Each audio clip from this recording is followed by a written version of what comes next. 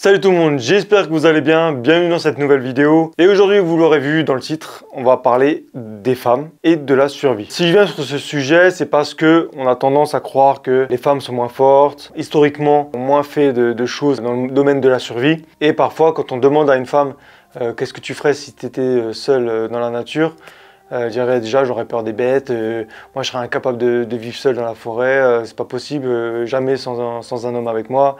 Enfin bref, tout ça m'a amené à faire cette vidéo pour justement répondre à cette question, est-ce que la femme peut survivre dans la nature autant qu'un homme? Donc déjà on va départager cette vidéo en plusieurs points. Déjà on va voir si la femme a toutes les qualités pour survivre dans la nature autant qu'un homme. Et ensuite on va aller faire un petit pactage spécialement pour vous les femmes. Bon, c'est pas un pactage que j'ai fait moi, forcément. En gros c'est le pactage de Mademoiselle. Vous aurez une idée de ce qu'est un pactage pour femmes. Donc avec son pactage à elle. Donc vous allez voir que finalement c'est pas si différent que du mien. Donc déjà premier point, est-ce que les femmes sont autant capables que les hommes à survivre dans la nature? Physiquement, qu'est-ce qui les différencierait de l'homme? J'ai envie de dire pas grand chose. Physiquement, une femme est tout autant capable de soulever du bois, de faire des gros efforts, de fabriquer une cabane, de faire du feu, de chasser, de poser des pièges, de dépecer un animal, de traverser des rivières. Il n'y a rien qui différencie de la femme de l'homme d'un point de vue physique. Il y a des mecs qui seront perdus dans la forêt depuis une dizaine de jours, qui vont crever parce qu'ils seront incapables de s'en sortir. Et à côté de ça, il y aura des femmes qui vont rester des mois dans la forêt et qui vont s'en sortir très très bien par un instinct, par d'autres facultés. Donc déjà, si je suis une femme, est-ce que je peux survivre dans la nature par rapport à un homme? Bien sûr, il n'y a aucun problème. Après, tout ce qui est insectes et tout ça, j'ai envie de te dire, quand tu es en survie, tu choisis pas. Au bout d'un moment, quand tu es perdu dans la nature et que tu dois retrouver la civilisation, si tu as des araignées, tu vas pas commencer à t'accrocher à une branche et à dire au secours, au secours. Donc tout ce qui est, on va dire, appréhension des animaux, des insectes ou du danger, avec le temps, tu vas t'y faire. Ça, faut pas en avoir peur, c'est vraiment un détail. Donc voilà, donc quand le physique permet de faire les mêmes choses que l'homme, et quand les capacités d'affronter ses peurs sont surpassées avec le temps, il n'y a rien qui différencie un homme d'une femme dans le milieu de la survie. Il n'y a aucune différence. Ensuite, des femmes dans la survie, on en a déjà vu. Et je vais vous donner quelques petits exemples. Vous le savez peut-être pas, mais il y a déjà eu beaucoup de femmes qui ont survécu seules dans la nature et qui s'en sont sorties très bien pendant des jours, pendant des semaines, pendant des mois et pendant même des années. Des gens qui n'ont pas été formés et qui s'en sont sortis très bien avec leur faculté d'adaptation et de survie. On va prendre quelques exemples. Juana Maria, une jeune femme qui a vécu 18 ans sur une île déserte, l'île de Saint-Nicolas. Donc 18 ans, vous vous rendez compte du temps que c'est passé dans la forêt, toute seule. Elle s'en est sortie très bien. Ensuite, Ada Blajak, en 1923, une jeune femme qui est restée plus de 5 mois sur l'île de Wrangell de l'Alaska. Donc là, vous imaginez 5 mois. Julianne Kopk, une jeune femme qui avait sauté en parachute et qui a chuté de 3000 mètres. Elle a survécu 11 jours dans la forêt amazonienne avant de trouver la civilisation. Donc 11 jours, c'est aussi énorme, surtout quand on n'a rien sur nous. Parce qu'il faut savoir qu'elle n'avait rien du tout. Elle n'était pas prête à vivre ça. Donc 11 jours sans rien, c'est vraiment énorme. Bon, pour la suivante, je vais prendre la tablette parce que là, le prénom, excusez-moi. Rochom Pengyeng, donc ça c'est une jeune fille de 8 ans à peu près, qui est restée 19 ans dans la jungle au Cambodge. Donc 19 ans, vous vous rendez compte? Elle était toute jeune, c'était une jeune fille. Et elle a réussi à survivre avec tout ce qu'elle a appris donc dans sa tribu. La pensée disparue, elle pensait qu'elle s'était fait dévorer. Karina Chikitova, donc ça c'est une jeune fille de 3 ans. Vous vous rendez compte, 3 ans. Elle est restée 11 jours seule en Sibérie. Donc vous imaginez à 3 ans, c'est grâce à son chien qu'elle s'est fait retrouver. Donc elle suivait son chien et son chien l'a ramené à la civilisation. Et enfin, parmi tant d'autres, on n'a gardé que ceux-là parce que c'est ceux qui ont été le plus marquants pour nous. C'est Lisa Terry, donc en 2017, donc ça fait pas si longtemps. Une jeune femme de 25 ans qui était perdue dans un bois en Alabama. Elle est restée pendant 1 mois dans la forêt. Donc on voit bien sur les photos que ça n'a pas dû être simple parce que quand on compare entre avant et après, on voit qu'elle a survécu à quelque chose de fort. Donc vous voyez toutes ces femmes-là, 3 ans, 8 ans, 20 et quelques, 19 ans. Après d'autres femmes qui ont survécu, par exemple en Sibérie ou dans des endroits comme ça. C'est des femmes qui n'ont pas eu le choix. Elles se sont retrouvées là, à un mauvais moment, au mauvais endroit. Mais elles ont survécu quelques jours, quelques mois, voire quelques années, 19 ans. Ça montre bien que les femmes peuvent survivre dans la nature. Même si elles ne sont pas formées pour ça, c'est exactement pareil qu'un homme. S'il n'est pas formé pour ça, il est capable de survivre des années dans la nature. Il suffit de savoir s'adapter à son environnement et trouver les éléments de base. Manger, dormir, boire, avancer. Voilà. À partir du moment où vous savez que votre vie est en danger, que vous soyez un homme ou une femme, vous pouvez survivre. Donc voilà, est-ce qu'une femme peut survivre dans la nature? Vous avez la réponse, hein. Ça saute aux yeux. Des femmes qui n'étaient pas prêtes ont très bien survécu, donc je vois pas où il y aurait un problème. Bon, maintenant que vous êtes rassurés, vous mesdemoiselles, si vous voulez faire de la survie, bien sûr que vous en êtes capable, aucun problème. Du coup, on va vous montrer ce petit pactage, donc le pactage de mademoiselle, semblable au mien, à 2-3 détails près. Mais voilà, je vais vous le faire le petit pactage, comme ça, si jamais vous voulez commencer dans la survie, mesdemoiselles, vous saurez comment faire, parce qu'elle, elle y arrive très bien. Bon, elle n'a pas encore fait des trucs de ouf, mais elle m'a suivi dans mes aventures. En tout cas, si maintenant elle venait à se perdre dans la nature, avec ce pactage, elle pourrait très bien survivre. En plus, elle a vu toutes mes vidéos, donc elle est au taquet, quoi. Bon, alors, qu'est-ce qu'on a dans ce pack de survie pour femmes? Déjà, on a la base, hein, on a les éléments, les vêtements. Donc on a des chaussures en cuir, en faux cuir. Des chaussures qui tiennent bien chaud, qui sont assez costauds quand même, assez hautes, c'est important. Donc voilà, des bonnes chaussures qui tiennent bien. Le pantalon, c'est exactement le même que le mien. C'est juste un modèle femme, mais c'est exactement le même. Après, pour ce qui est du haut, j'ai envie de vous dire, on s'en fout. C'est pas ce qui va vous faire de vous quelqu'un de meilleur dans la survie. Un t-shirt, une veste, on s'en fout. Du moment que vous êtes bien dedans et que ça vous tient chaud. Une trousse à pharmacie. Donc ça, c'est la mienne, mais comme on part ensemble, ben forcément, on la partage. Un tapis de sol, ça c'est le sien. Ça, c'est son kawaii. C'est ton kawaii? Ok, ça c'est son kawaii. Donc vous voyez, la couleur est en adéquation avec la nature. Son car, donc elle a exactement le même que le mien. On a le même car, hein, voilà. Sa gourde, elle ressemble presque à la mienne. Hein. Sa gourde, bon, la mienne est un peu plus grande, hein. Bon c'est normal, je bois plus. Voilà. Ensuite, elle a une casquette, une serviette, une grande serviette, un bon sac. Donc elle a ce sac-là. Un sac vraiment très résistant. Ça, c'est vraiment top pour la forêt. Très résistant avec pas mal de poches. Assez grand, hein. Je crois que c'est un 30 ou 40 litres, je sais pas, peut-être 30 litres. Une bonne contenance. Ah, il y a une poche là, tu savais ça? Et ensuite, des petits accessoires. Donc elle a son petit couteau suisse, hein. Vous vous en souvenez du petit couteau suisse? C'est moi qui l'ai fabriqué, moi, en Suisse, dans la boutique officielle de Victorinox. Son petit opinel, qui est tout mignon. Voilà, un petit opinel comme ça paye pas de mine, mais ça peut vous sauver la vie. Des mouchoirs. Mesdemoiselles, on sait très bien que, bon, parfois il y a des petits soucis, hein, de filles dans la forêt.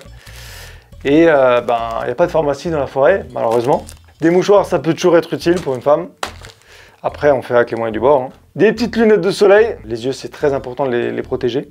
Sa frontale, donc elle a la même que moi, quasiment. Elle a une popote pour faire à manger, une brosse. Quand il y a un guépard qui vient pour la chasser, elle lui fait des petits gratouilles, comme ça, il la bouffe pas. C'est pour ça, non? Ouais. Non, mais c'est important d'avoir aussi une bonne hygiène, se sentir bien. Psychologiquement, c'est très bien de pouvoir prendre un peu soin de soi. C'est aussi bien de se démêler les cheveux, parce que si au bout d'un moment, avec la sueur, avec la crasse, avec la résine, vous avez une boule de cheveux comme ça va vous emmerder pendant tout le cycle, donc c'est pas top. C'est bien de aussi se coiffer. Sa petite brosse à dents, son petit savon comme le mien, des chouchous, des élastiques. Alors ça, pareil, c'est super si jamais voilà, il faut attacher les cheveux, si jamais il faut attacher un truc, je sais pas, avec de la ficelle, fabriquer un objet qui peut, par exemple, filtrer l'eau. Un lance-pierre avec un élastique pour les cheveux.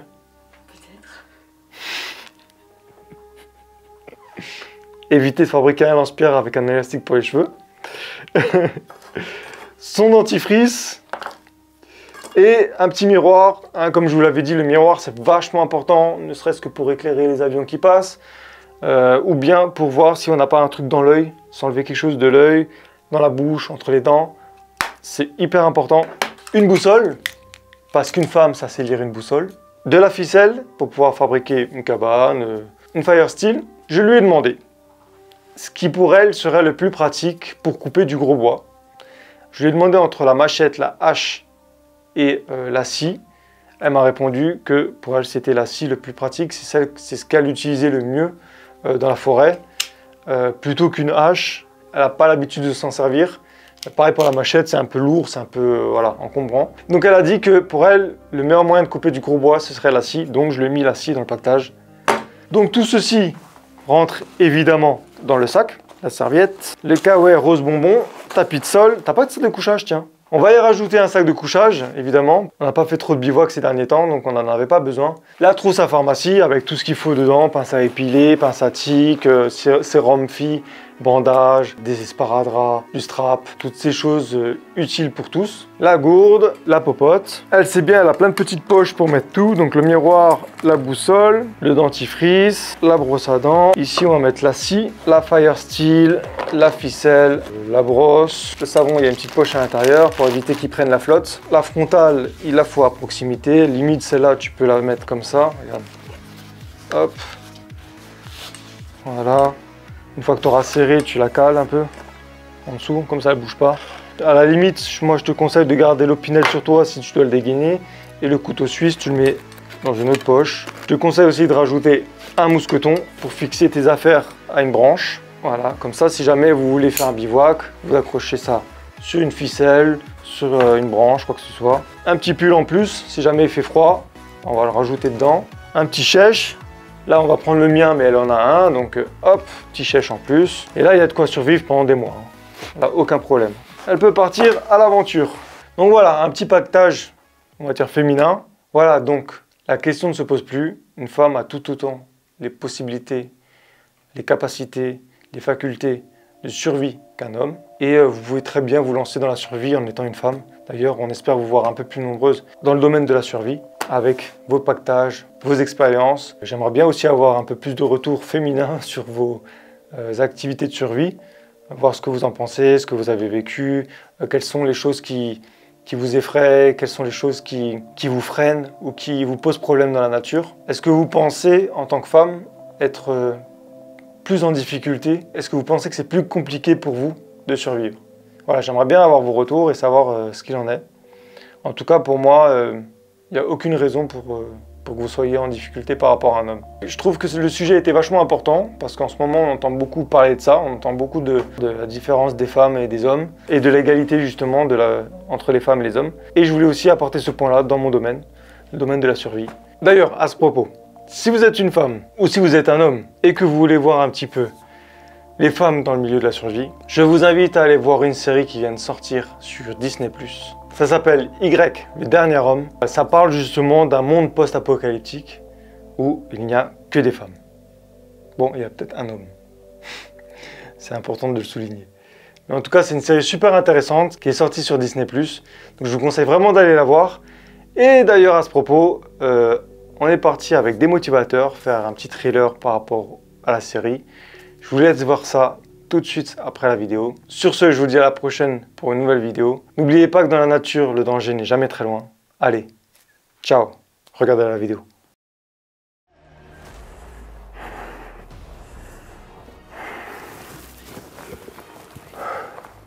Salut, moi c'est Johan, survivaliste, et je vais t'apprendre à survivre en milieu urbain.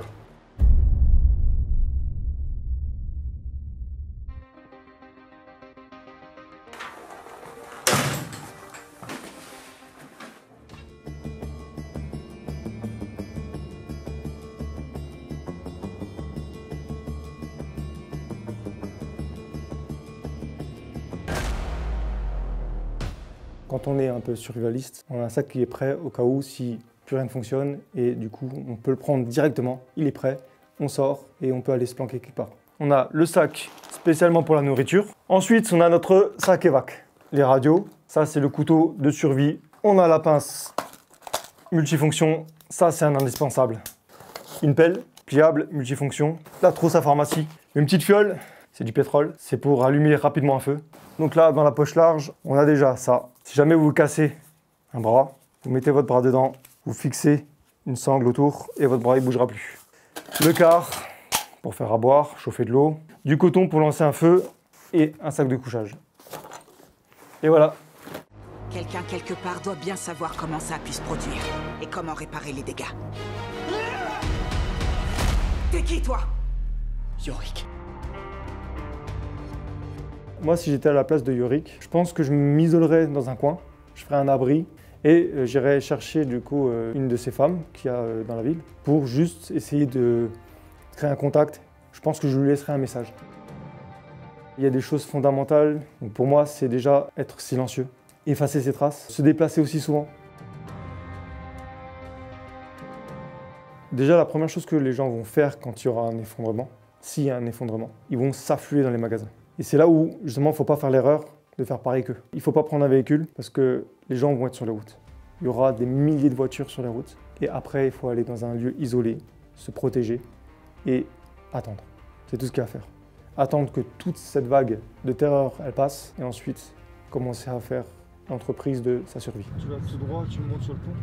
Quand l'effondrement va arriver, pour moi au début, il faut quand même rester en ville. Et une fois que ça va se calmer, si vous voulez avoir de l'alimentaire régulièrement, vous n'aurez pas le choix que d'aller dans la forêt pour aller chasser ou faire des pièges. Donc si maintenant je venais à rencontrer quelqu'un qui serait menaçant pour moi, je ne vais pas aller à l'affront. Le mieux, c'est de se barrer. Si maintenant il y a bagarre, si maintenant il y a un affrontement entre deux personnes, il y aura forcément des blessures. Et en temps de survie, les blessures, c'est pas envisageable. Ce qu'il ne faut surtout pas faire, c'est du bruit, c'est de la lumière, c'est de la fumée. Si on se blesse, déjà se désinfecter, c'est la base. Donc avoir des produits pour se désinfecter. Moi, j'ai pas peur de ce qui arrive demain. Si jamais il y a quelque chose qui se passe, je suis prêt. Ensemble, nous reconstruirons le monde.